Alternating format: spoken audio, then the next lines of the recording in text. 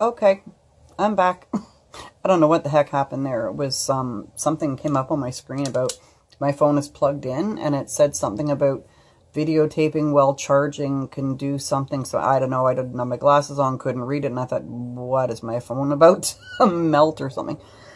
Anyway, where did I leave you? Yeah, so I was going to the driver's side of this car, which was really only about 2 steps, really, was all it took, because the back end of my truck was literally mushed right in. When they hauled my truck away at the end of everything, they actually had to put it up on a dolly because the back wheels would not turn at all. Like the whole back end was just smashed right in. If you'd have been sitting in the back seat, you would have been very seriously injured. And as I said, the whole, certainly front end of her car right up to the windshield was under the truck. So I really, as I say, thought that this person was dead. And it's really funny, the rational stuff that when you just have seconds, literally seconds to think, to make a decision, to make a choice, to identify something, to recognize something. And again, as I said, it's a slight little bit of an incline there. So there were just fluids running everywhere down. Sorry, blah, that was a cool effect. Fluids running everywhere downhill towards my truck, coming from her vehicle. I could smell gas, I could smell oil, I could smell all kinds of stuff. And one of the fluids that was trickling down, running down through, mixed in with all these other fluids, was red. And I remember thinking clearly in my mind, do not panic. I guess it's the medical professional. I think it's the medical professional in you and the mom in you that goes, okay, don't panic, And I remember thinking somewhere in the back of my completely joggled brain that there is a fluid that goes in a car that's red. And right now I can't even tell you. So somebody comment, my husband, if he was here right now, he's out helping his brother with something, would tell me. And it's either transmission fluid or brake fluid, I think, that's red.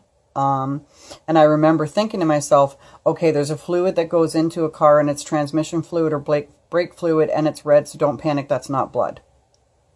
What a thing to just, have zipped through your head. So, again, thinking that this person was more than likely dead, or people, whoever's in the car. Their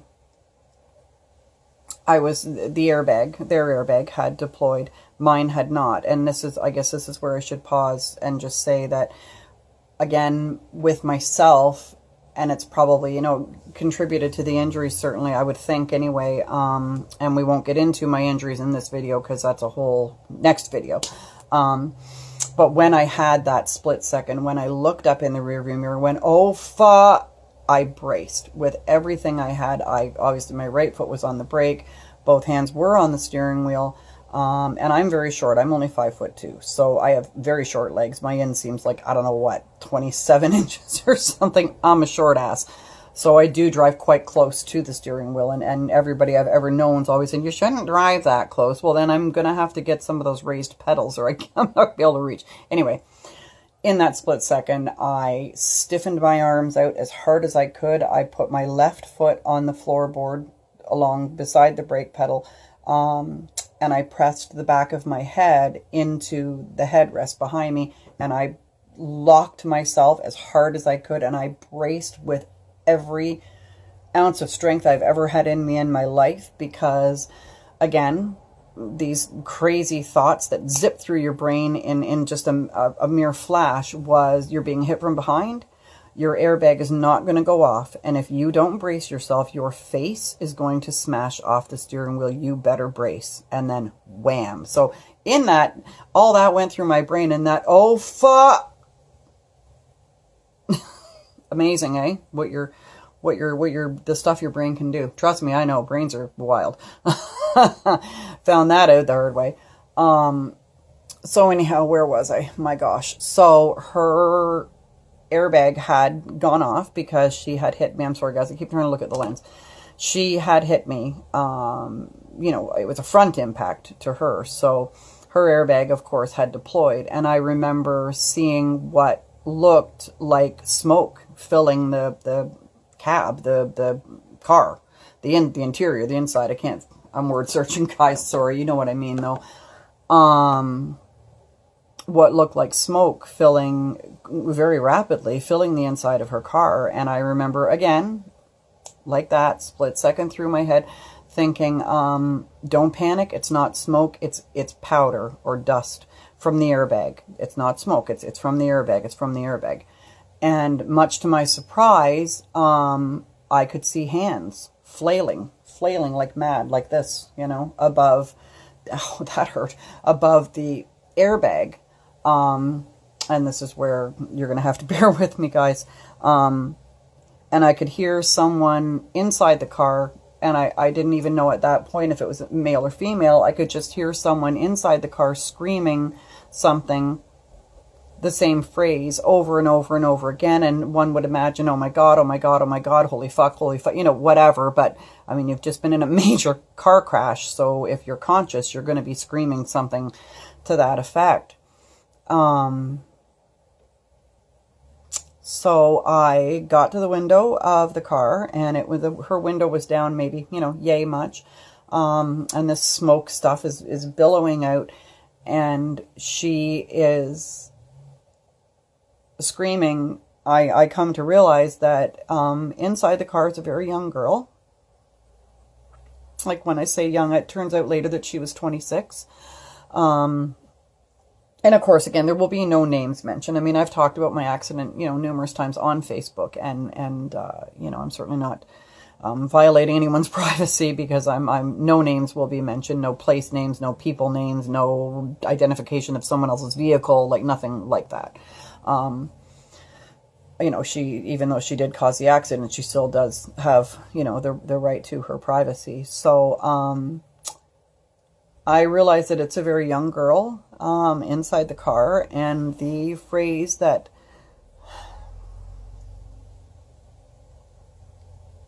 sorry guys, the phrase that she is screaming over and over again is, I'm pregnant, I'm pregnant, I'm pregnant, I'm pregnant, I'm pregnant, I'm pregnant. Yeah.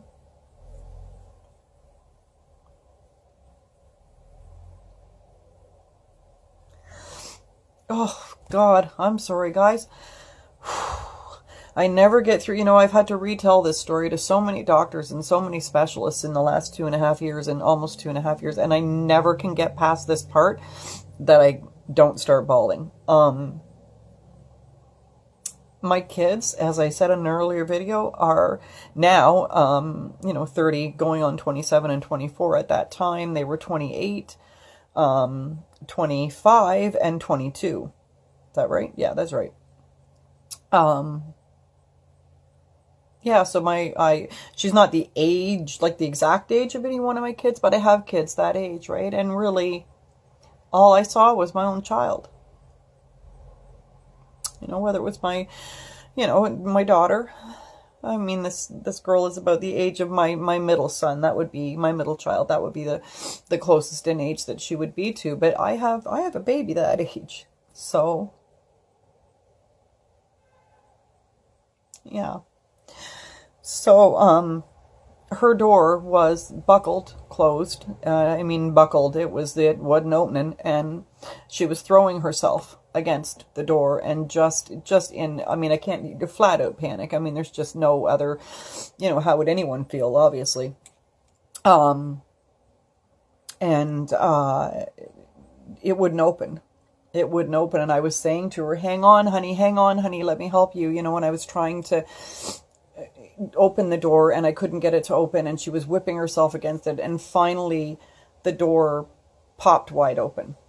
And when it did, to my surprise, because I couldn't see this inside the car because there was all this powder, a big dog, that had been sitting in, I guess he was in the passenger seat, or perhaps had been in the back seat and was now, you know, jumped into the front seat. I don't really know. Sort of like a, long-haired shepherd mix, kind of larger breed dog, jumped over top of her and took off down the road that I was headed down. Or meant to be headed down.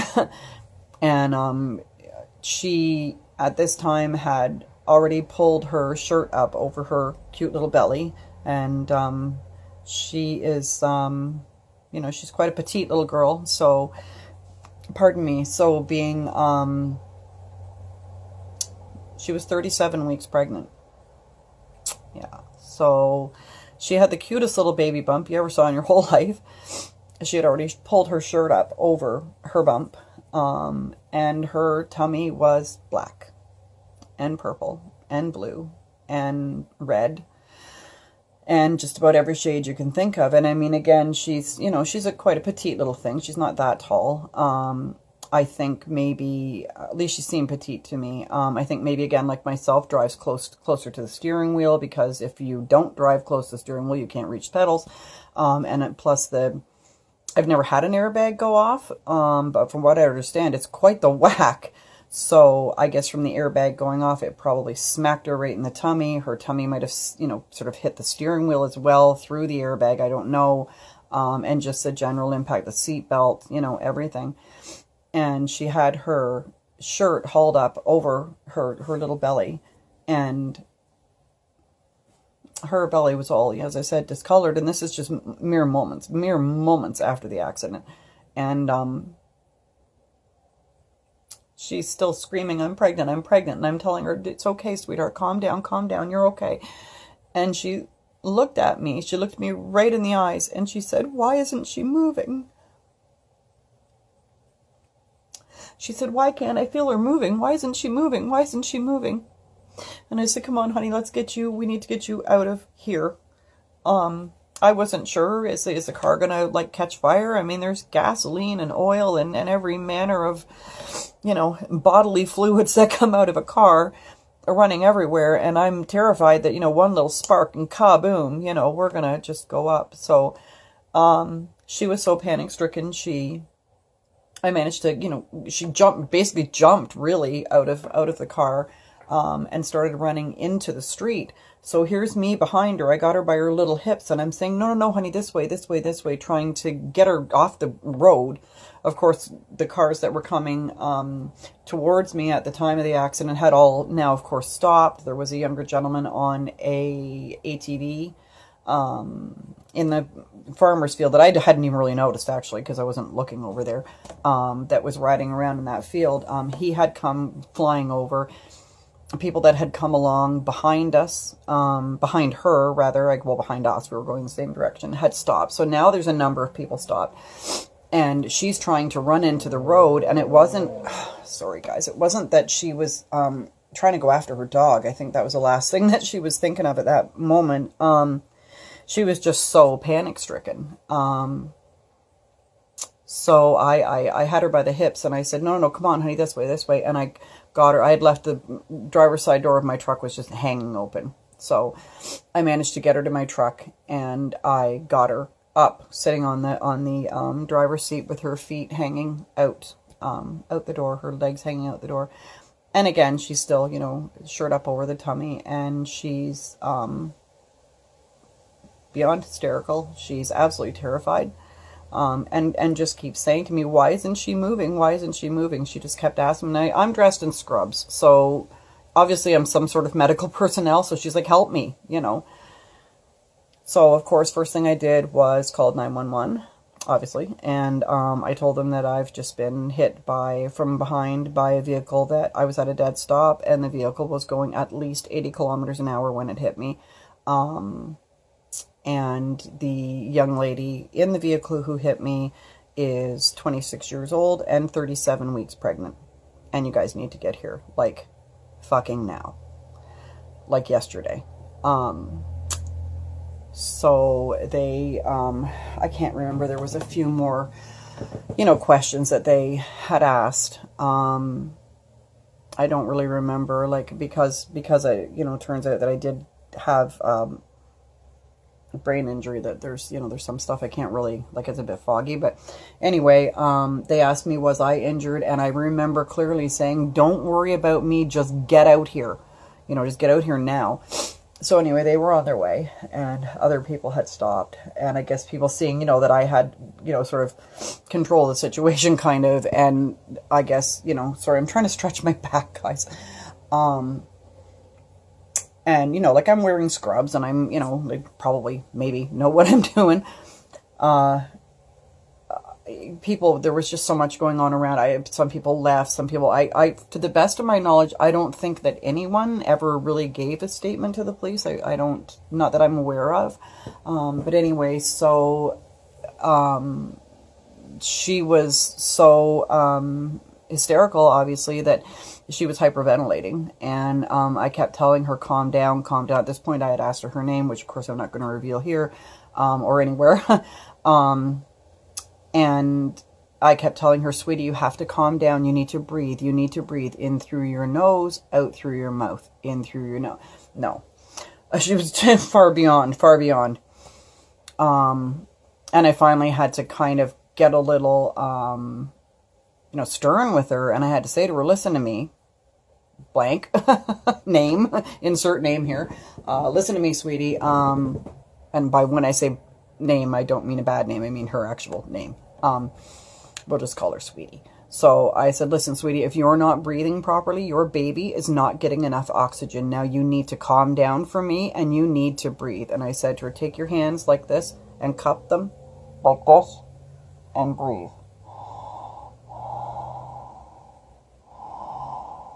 And that basically what that does, it's the same thing as breathing into a brown paper bag when somebody's hyperventilating. If you can get them to,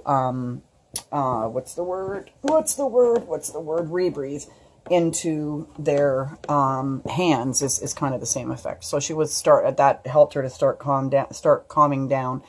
And I think it kind of gave her something to do other than, you know, looking down. And I mean, like I say, her belly was black. So, and she's, you know, not blind. She can see that.